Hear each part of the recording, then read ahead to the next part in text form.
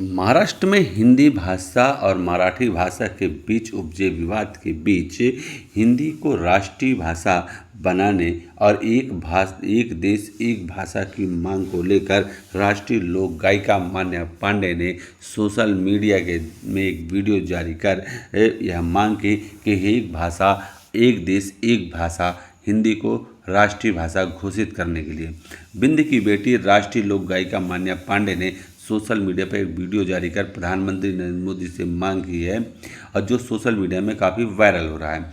मान्या पांडे ने प्रधानमंत्री से अपनी बात करते हुए कहा कि आप देश के पहले ऐसे प्रधानमंत्री हैं जो देश हित में हर फैसला लेते हैं। आपने जैसे एक देश एक चुनाव की नीति बनाई है वैसे ही एक देश एक भाषा की नीति बनाई है और स्थानीय भाषा के साथ हिंदी भाषा को भी पूरे देश में अनिवार्य कराइए। हम आपको मान्या पांडे का वो पूरा वीडियो सुनाने जा रहे हैं जिसमें उन्होंने देशवासियों को देश के किसी कोने में आने जाने में हिंदी को लेकर दिक्कतों का सामना न करना पड़े। आदरणीय प्रधानमंत्री जी से कक्षा 10वीं में पढ़ने वाली यह राष्ट्रीय लोक गायिका अपने प्रोग्राम 2023 रीवा में 11 मिनट तक प्रधानमंत्री ने देखा था। इसका हवाला देते हुए भी उन्होंने यह बताया था कि वह क्षण उनके लिए काफ़ी गौरव का क्षण था। सुनिए कि मान्या पांडे ने क्या कहा। आदरणीय प्रधानमंत्री श्री नरेंद्र मोदी जी, मैं राष्ट्रीय लोक गायिका मान्या पांडे आपको सादर प्रणाम करती हूँ और आपसे हिंदी भाषा को लेकर एक निवेदन करना चाहती हूँ। आदरणीय प्रधानमंत्री जी, आप देश के पहले ऐसे प्रधानमंत्री हैं जो देश के हित में हर फैसला लेते हैं। जैसे आपने एक देश एक चुनाव की नीति बनाई है, वैसे ही एक देश एक भाषा की नीति बनाइए और स्थानीय भाषा के साथ हिंदी भाषा को अनिवार्य करिए, जिससे देशवासियों को देश के किसी भी कोने में आने जाने में हिंदी को लेकर समस्या का सामना ना करना पड़े।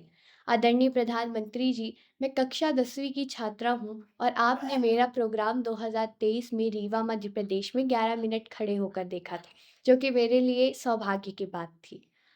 आदरणीय प्रधानमंत्री जी, मैं राष्ट्रीय लोक गायिका हूँ और मुझे देश भर में अपने प्रोग्राम के लिए आना जाना पड़ता है और वहाँ मुझे हिंदी भाषा को लेकर काफ़ी दिक्कतों का सामना भी करना पड़ता है।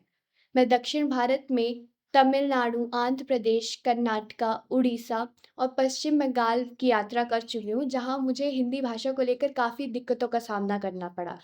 वहाँ के लोग हिंदी भाषा को घृणा की दृष्टि से देखते हैं, जिसको देखकर मुझे काफ़ी दुःख होता है।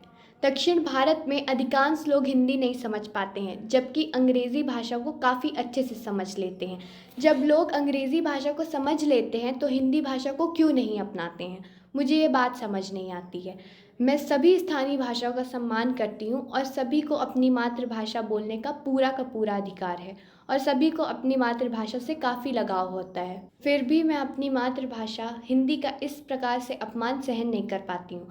हमारी देश की सबसे ज़्यादा आबादी हिंदी भाषा का प्रयोग करती है, किंतु आज भी लोग उसे घृणा की दृष्टि से देखते हैं और अंग्रेज़ी भाषा को गले से लगा रहे हैं। जिस प्रकार हम दक्षिण भारत व अन्य प्रांतों की यात्रा के दौरान आम जनता को बोली भाषा को लेकर दिक्कतें होती हैं, उसी प्रकार जब दक्षिण भारत के लोग अन्य प्रांतों में आते जाते हैं तो उन्हें भी बोली भाषा को लेकर काफ़ी दिक्कतें होती हैं। आदरणीय प्रधानमंत्री जी, हम अपने ही देश में रहकर पराया महसूस करने लगते हैं और अपमानित होते हैं। प्रधानमंत्री जी, मेरा आपसे विनम्र अनुरोध है कि आप एक देश एक भाषा की नीति बनाइए और हिंदी भाषा को स्थानीय भाषा के साथ अनिवार्य करिए और देश भर में जितने भी शासकीय कार्यालयों में कामकाज होते हैं वो हिंदी भाषा में कराए जाएं। यही मेरी आपसे प्रार्थना और निवेदन है।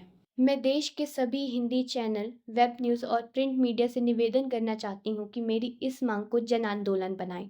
मैं आप सभी से निवेदन करती हूँ कि आप सभी मेरी इस वीडियो को ज़्यादा से ज़्यादा शेयर करिए और मेरी और आप सभी की आवाज़ आदरणीय प्रधानमंत्री तक पहुँचाइए। जय हिंद, जय भारत।